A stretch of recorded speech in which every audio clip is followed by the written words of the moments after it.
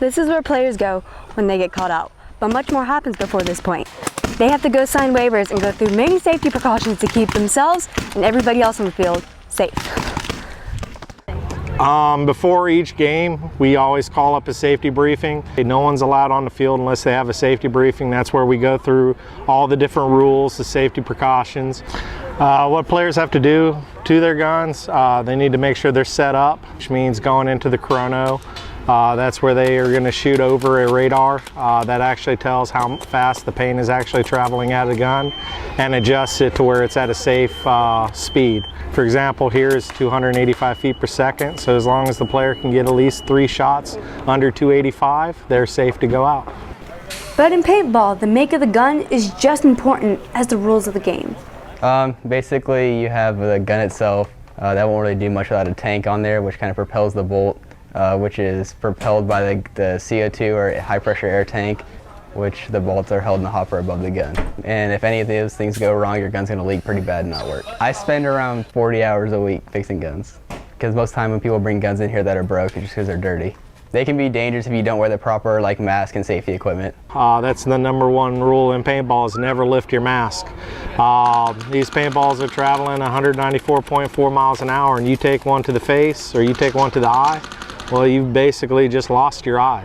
I saw a guy break his leg. Someone completely removed their kneecap from their knee. People slide in, breaking bones. I've actually been hospitalized for getting shot in the temple. I've rolled a couple ankles playing paintball. I have slid in and got cuts and scrapes, but no major injuries. So it can happen. You are dealing with the outdoors. You are also moving around, and it's a full contact sport in most cases. The structures and rules play a big role in paintball, but what makes the experience different for everybody is the thrill of the game. Yes, paintball is a high energy impact sport. Basically everybody comes over here, has a good time. They're out in the woods, shooting each other, having fun. Anybody can play. Our youngest player, I think, is 6 years old, and our oldest player is 76. So it's at everybody's pace. What I like about playing paintball is, well, it's fun, fast. You know, you get out here, you can slide around, dive in the bunkers and stuff. It seemed like a fun idea, just something different. I'd never tried it before.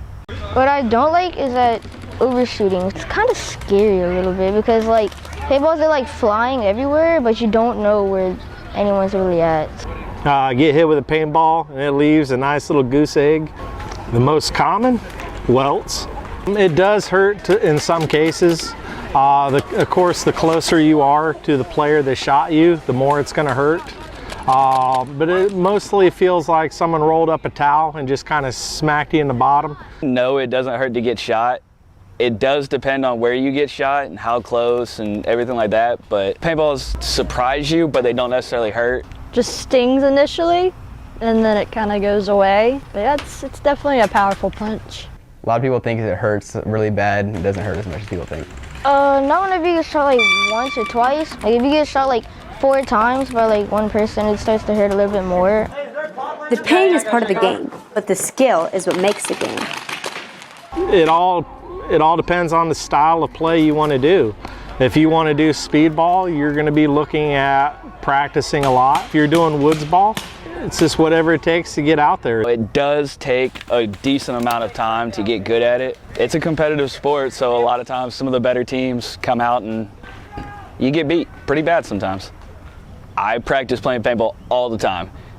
Even when I'm not actually playing paintball, I'm still out on the field watching people and seeing where they go and the best ways to play certain fields. So I'm always practicing.